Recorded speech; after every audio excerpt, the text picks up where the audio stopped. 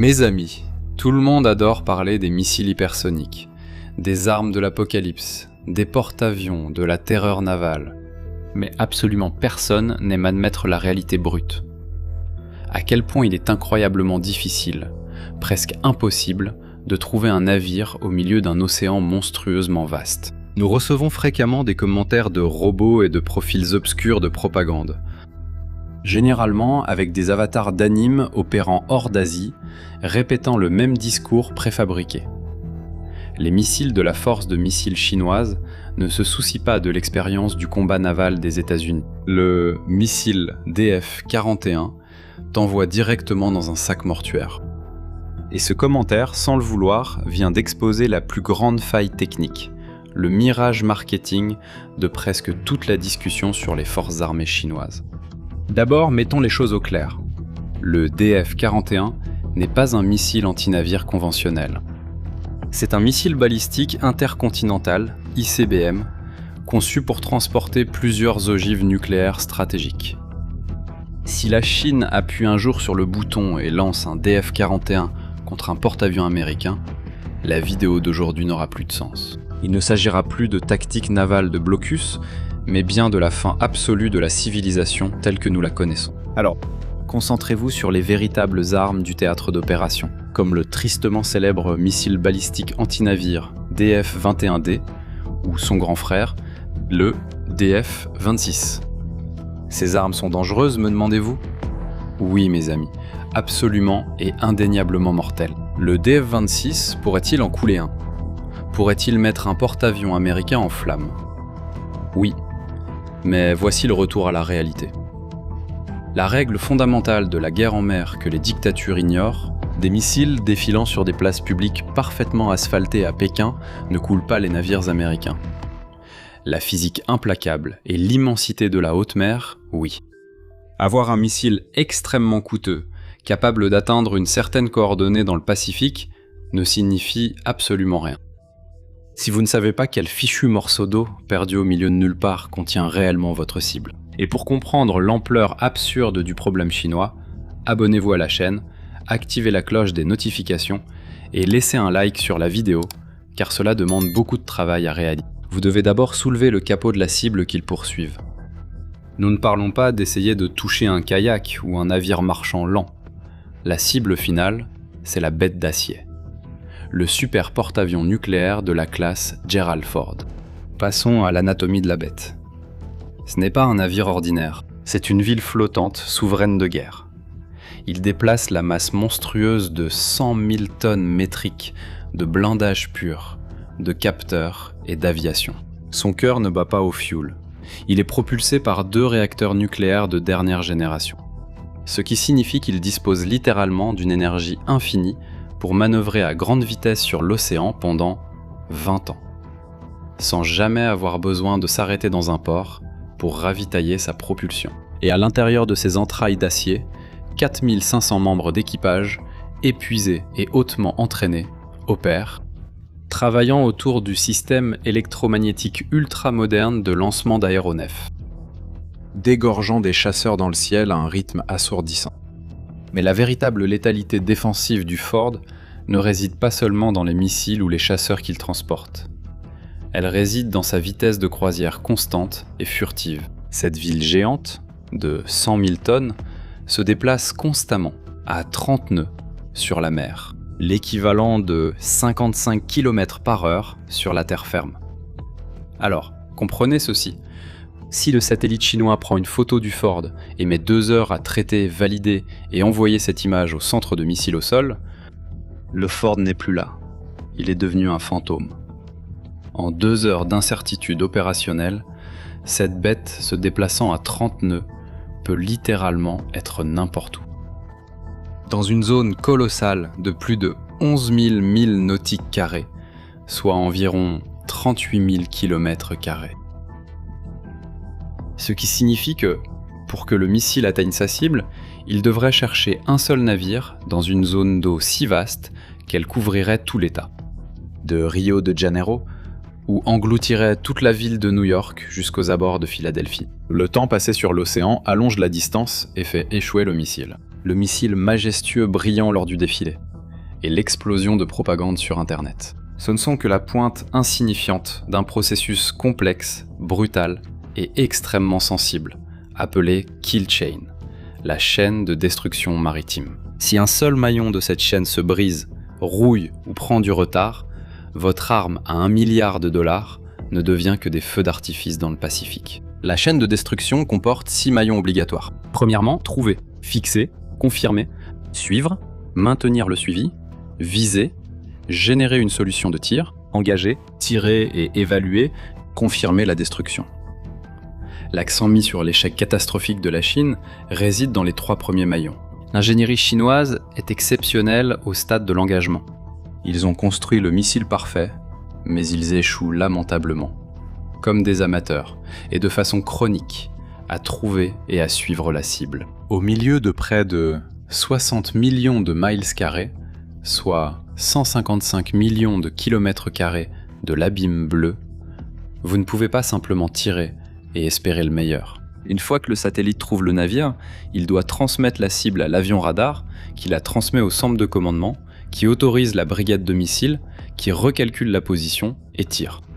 À chaque transfert de données, le navire américain a changé de cap, a lancé des leurres électroniques qui brouillent le radar ennemi ou a simplement coupé ses émissions radio en passant en mode furtif total. Mais attendez un instant. Vous pensez vraiment que les Américains vont continuer à naviguer en ligne droite, bien visible sur le radar, en attendant que la bureaucratie chinoise transfère la cible d'un écran à l'autre? La marine des États-Unis va utiliser le brouillard épais, les flottes de cargo civils pour se cacher, et une guerre électronique massive pour aveugler les satellites ennemis. Avoir un missile hypersonique dévastateur sans savoir où se trouve la cible, ce n'est pas l'avenir de la guerre navale. C'est comme avoir la balle en argent la plus létale, parfaite et chère du monde, et se battre contre un loup-garou assoiffé de sang dans une pièce sombre, les yeux bandés et sans radar. Tu vas rater ta cible et le monstre va te trouver en premier. Tu comprends ce que la propagande chinoise à la télévision et sur Internet essaie de te faire subir 24 heures sur 24 ? C'est pourquoi je t'invite à parrainer ce contenu exclusivement afin qu'il atteigne plus de personnes. Tu peux donner un super merci juste en dessous ou utiliser les informations qui s'affichent sur ton écran. Notre communauté ne cesse de grandir parce que tu es ici avec moi. Maintenant, pour tenter de rivaliser avec la doctrine occidentale, la Chine n'a pas seulement construit des missiles.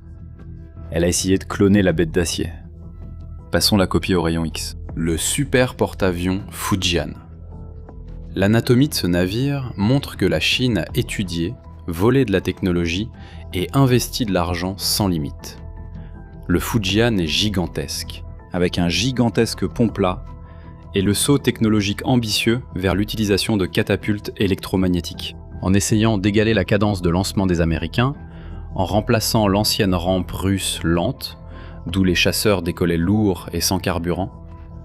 Mais le problème est plus profond. Il est structurellement massif, mais il ne possède pas la force organique, la mémoire cellulaire de l'expérience du combat et la sueur des opérations aériennes continues à haut risque. La marine des États-Unis pilote des avions sur des ponts d'acier stables au milieu des ouragans depuis près de 100 ans, sans interruption.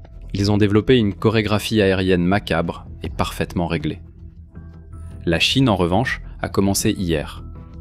Qu'est-ce que cela signifie dans la vie réelle, me demandes-tu ? Mes amis, cela signifie que confier un pont d'envol moderne à l'équipage chinois, sans doctrine forgée dans le sang, c'est l'équivalent de donner un conducteur inexpérimenté, qui vient tout juste d'obtenir son permis, pour conduire un énorme camion-citerne rempli de carburant sur une piste glacée, glissante, dans l'obscurité et sous un intense échange de tirs.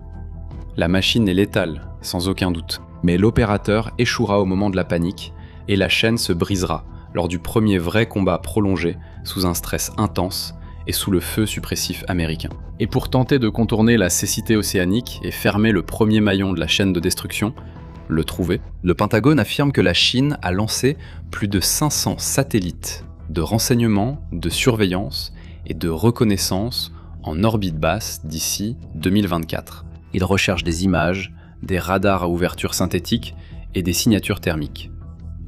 Mais le satellite est prévisible et mécaniquement vulnérable. Son orbite est figée. Un satellite espion chinois en orbite basse traverse le ciel et reste focalisé et opérationnel sur la cible américaine au milieu du Pacifique pendant tout au plus 4 à 10 maigres minutes. Ce qui signifie que pendant les 1430 autres minutes de la journée, la Chine opère complètement à l'aveugle dans cette région, en attendant que le prochain satellite passe, alors que la cible de 100 000 tonnes a déjà disparu. Et si la guerre éclate, la force spatiale des États-Unis va aveugler, détourner, pirater ou détruire physiquement ces satellites dans les 10 premières minutes de l'affrontement. Et désespérés par cela, les Chinois poussent l'ancienne doctrine d'utiliser des civils comme chair à canon. Tu le savais ? Ils ont transformé la milice maritime, des milliers et des milliers de petits bateaux de pêcheurs, armés seulement de radios bon marché et de jumelles, en un réseau d'espions à bas coût. Ils n'ont pas besoin de technologie à 1 milliard de dollars. Ils naviguent simplement et signalent. Eh bien, il y a plus d'1 milliard de bouches à nourrir. Elles doivent bien travailler à quelque chose. Mais la faille est structurelle. Un pêcheur au milieu d'une tempête peut-il identifier si la silhouette à l'horizon est un véritable porte-avions ou un cargo que les Américains ont modifié avec de faux profils en toile et en bois pour le faire passer pour une cible prioritaire? La radio du pêcheur fournit-elle une qualité de ciblage et des coordonnées GPS précises pour le missile hypersonique? Non mes amis, non. Leurs renseignements sont bruts, sales et lents. Ils voient l'ombre de la bête, mais ils n'ont pas les calculs pour planter le harpon. Alors, avant que nous arrivions au verdict fatal de cette illusion balistique, montre que tu as déconstruit la propagande de Pékin. Descends maintenant dans les commentaires et active notre bouclier intellectuel en tapant « chaîne brisée, mirage hypersonique ». Chaîne brisée et mirage hypersonique. Mes amis, nous avons vu la bête d'acier. Nous avons étudié les mathématiques implacables du temps et nous allons dévoiler la chaîne de destruction défaillante de Pékin, le Qicheng. Mais nous devons garder les pieds sur terre, sans l'illusion utopique que la guerre est déjà totalement gagnée par les Occidentaux. La physique de la mer impose des règles strictes. Il existe une asymétrie létale et indéniable, un défi brutal dans un scénario possible de défense totale de Taïwan. Près de chez elle, opérant dans son propre arrière-cour, la première chaîne d'îles et le détroit de Taïwan, la Chine dispose d'avantages impressionnants. Et faites attention, il dispose de bases terrestres insubmersibles, d'avions de patrouille couvrant le ciel avec des radars transhorizons et d'un réseau logistique court. Si la marine des États-Unis s'aventure dans les eaux peu profondes près du littoral chinois pour empêcher une invasion amphibie, le cercle de recherche et de dissimulation des États-Unis se rétrécit et la flotte américaine devient la proie. Cependant, dans un scénario d'embargo, de déni maritime en haute mer et de blocus à longue portée, la balance s'inverse violemment. Une grande partie de la flotte d'invasion chinoise devra s'entasser et se concentrer près de ses propres ports et bases prévisibles.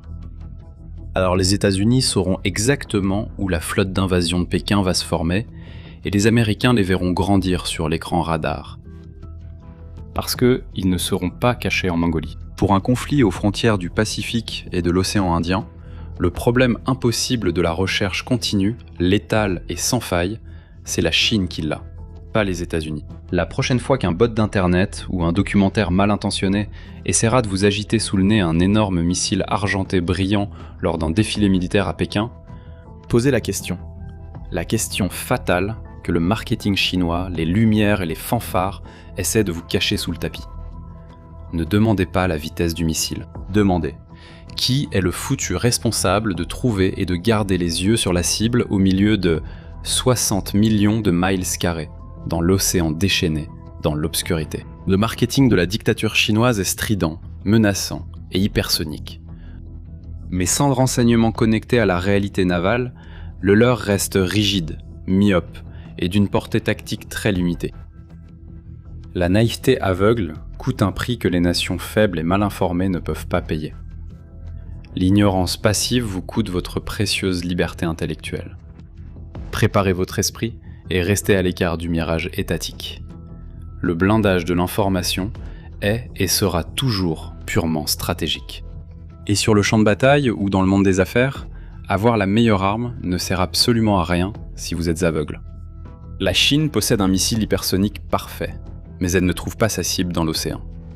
Aujourd'hui, la monnaie la plus précieuse au monde, c'est l'attention.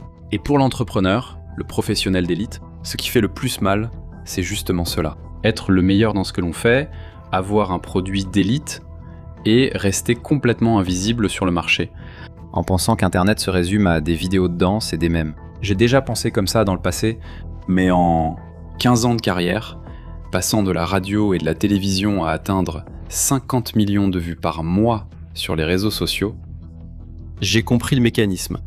Votre identité ne peut pas être externalisée. Le propriétaire doit s'exposer personnellement, mais sans amateurisme. Et tous ceux qui ont fait cela ont triplé leur portée et leur monétisation. Par conséquent, je recrute des entrepreneurs et des professionnels d'élite qui sont les meilleurs, mais qui sont cachés et sans visibilité. Vous devez sortir de la bulle, être reconnu comme une autorité absolue et faire en sorte que l'algorithme travaille en votre faveur. Alors, pour que vous arrêtiez de tirer dans le noir, de filmer avec votre téléphone portable et que vous appliquiez la méthode létale de vente et de rétention. Le 27 septembre, j'organiserai mon immersion entièrement en présentiel, en face à face, avec moi, dans mon studio. Mais vous le savez, je suis strict avec les chiffres.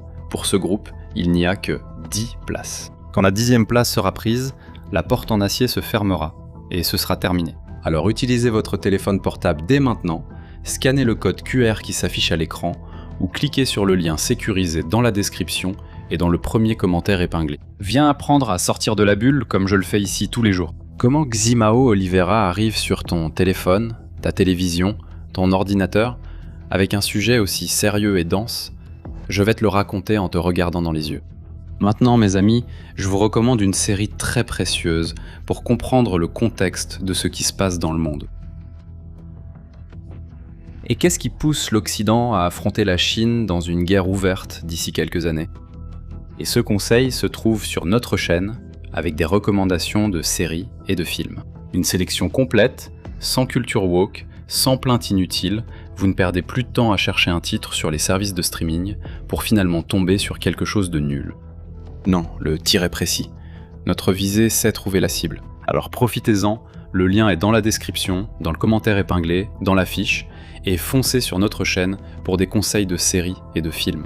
Et au cas où cette chaîne serait supprimée, nous avons créé une chaîne de secours. Oui, notre chaîne de secours s'appelle Blind a sua mente.